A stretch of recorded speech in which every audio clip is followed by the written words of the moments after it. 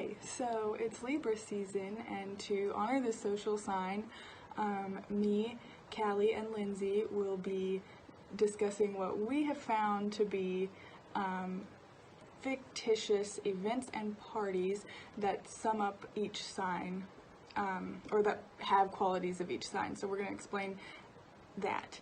So we're going to start with Libra, and the scene or event we've chosen for Libra is in Harry Potter, Prisoner of Azkaban, when Dumbledore does the welcome speech.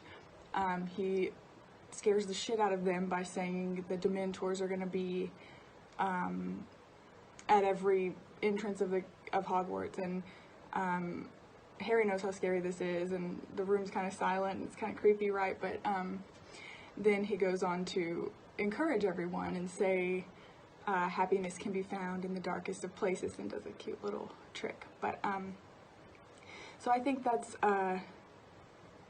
Dumbledore is always gonna maybe feel like a Libra because he is an authority figure. He's a guiding person to a lot of students, and well, to all of them, I guess, and he's really big on balance, right? Libra's like the balance.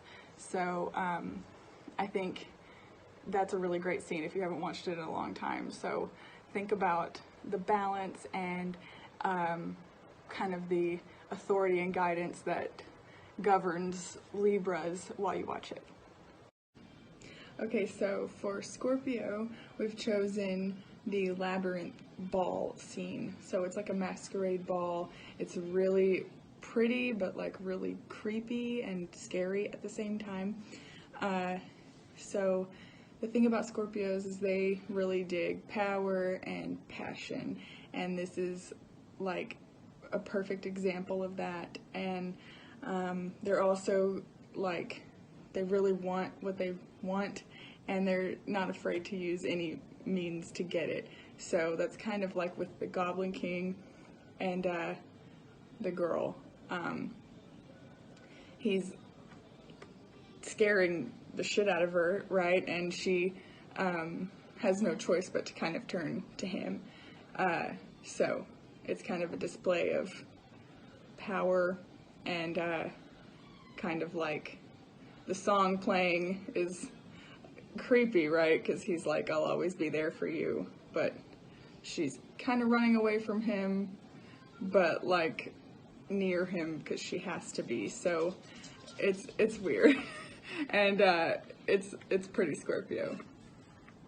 So for Sagittarius, we have chosen Bilbo's 111st birthday party as the party most suited for Sagittarius because they are adventurous and spur of the moment and bring a little bit of shock value. And Bilbo is exactly that. He plans his whole party around the prank that he's going to pull, which is him giving this big speech, and in the middle of it, putting on the One Ring and disappearing and leaving to go back to his hole to leave on his last major journey, which is super Sagittarius thing to do. So it is definitely our choice for Sagittarius party. Okay, so Capricorns are super ambitious, persistent, realistic, practical, and disciplined, which would make them the perfect candidates for the Hunger Games. So, we have chosen the Hunger Games as the event most suited for Capricorns. If I had to compete in the Hunger Games, I would be so thankful that I am a Capricorn rising, because Capricorns have a sheer will to endure, to persist, to achieve, to live on, and that is something you must have if you must compete in something as awful as the Hunger Games. So Capricorns, you are the Hunger Games. Next is Aquarius, and this event party that we've chosen is the prom and Jawbreaker. And I guess a prom is a party and an event. So one of the main characters, I guess, in Jawbreaker is Courtney, and she is a villain, but I feel like could very well be an Aquarius. She's like progressive, original, you want to be her, she's independent as hell, she's not really emotionally expressive, and she's kind of temperamental, right? But she's so cool. And in the prom scene, it's the culmination of all of the stuff that happens in the movie, and it's kind of like a redemption moment, which I think an Aquarius would really dig, because it's kind of like fighting for a cause where Julie is like very validated, and Courtney kind of shits on them the whole time, and they get to have their moment.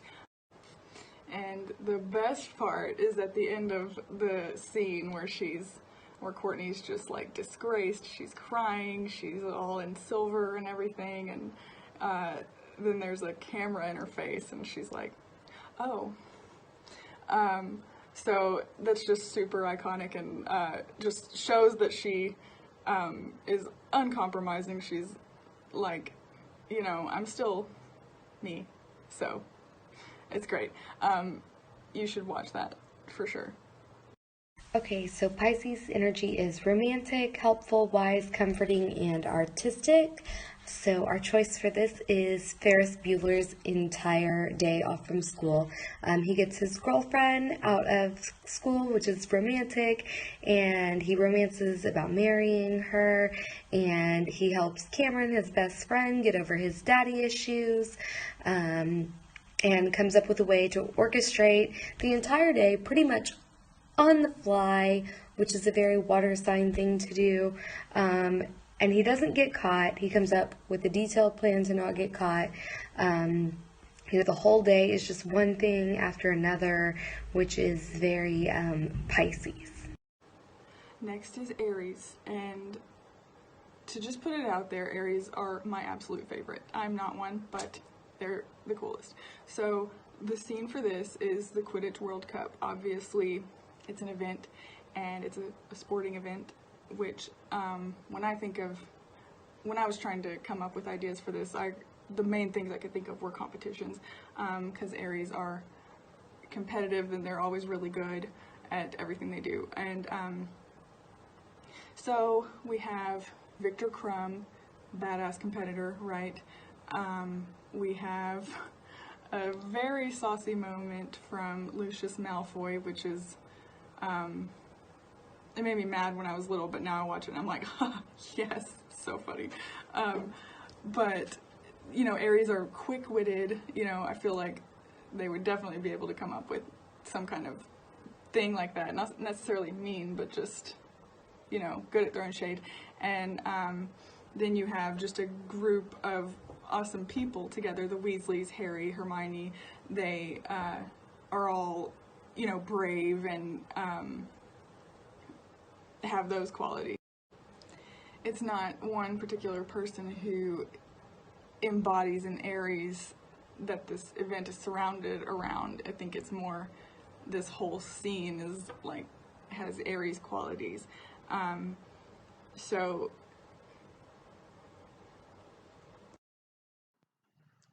Okay, so Taurus, more than any other sign, loves the comfort of home. So, of course, we had to pick a good house party for Taurus. And we went with the Almost Famous party where they're on the road and Russell gets into a huge fight with his bandmates, and he runs into these fans who are just regular guys who invite him to a house party, and that's what he really wanted, was just be in the real world and connect with real people and to go to a real person's house. And it kind of felt safe for him, felt like home. So that is definitely Taurus vibes. The whole golden god part may have been a little Leo, but it was acid induced, and as Taurus is also very hedonistic and prone to some drug use, that could definitely happen for them as well. Also, at the end of everything, he goes back to the tour bus, which is his real home, and makes up with everyone, and so, returns back to his family and home and everything. Very Taurus of him. Okay, so the Gemini one has me really excited. It's such a funny scene. It's in the 1989 Batman when the Joker destroys the museum. And I guess it's called the Party Man scene, so it could be an event, it could be a party. Prince's song Party Man plays, which is so perfect. So the reason we chose this for Gemini is because Gemini, are the twins, and in this scene the Joker has his clown face covered up with makeup, so that's kind of like maybe something a Gemini would identify with. And also, Gemini are really fun to be around, right? And tell me you wouldn't love this.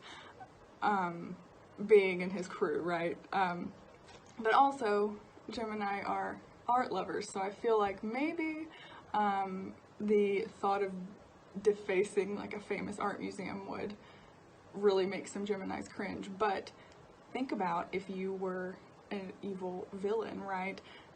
Maybe that's what you would do. And there's a part in it where he tells one of his crew to not mess up one of them because he liked it. So there's that. Yeah, so it's a great portrayal of an intelligent, fun person merging, but also being crazy. So I hope you like this pick. So the pick for Cancer is a great one. It's the celebration in Munchkin Land when the Wicked Witch of the East dies. I loved that scene when I was a kid, and I think my take on the Cancer relation is that Cancers really like their home. They're really loyal. They're big on family, and they're pretty sensitive. So any discourse between, I guess, Glinda and her sister would have obviously affected the Munchkins, and obviously because they're really happy when she dies.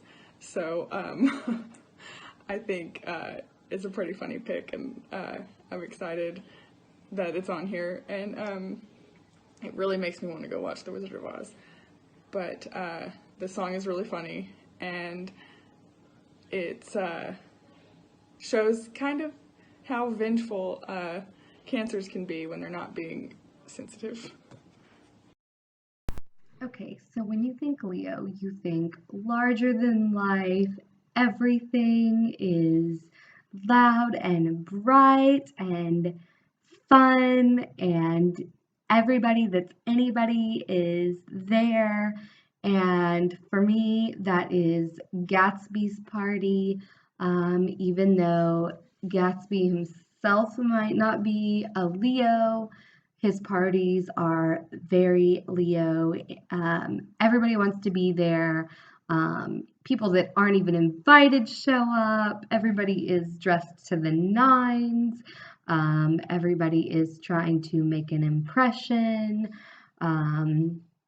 It's just glamour, glamour, glamour. And I think you could also argue this party for a couple other signs, but I think for our list, it was best fitted for Leo because Leo is big and bold and stands out so much and likes to be the life of the party. So, yeah. Okay. Virgos are the perfectionist of the zodiac. Everything has to be controlled, everything has to be perfect. They don't do anything halfway. It's all or nothing. And as such, they are some of the best people at revenge. So for Virgo, the party that we chose is the party that Arya, as Walder Frey, throws to kill all the men of House Frey. So if you haven't seen Game of Thrones, big spoiler, but skip this part, please, because you should watch Game of Thrones and not know this. Anyway, the Frey house is responsible for the death of like half of her family.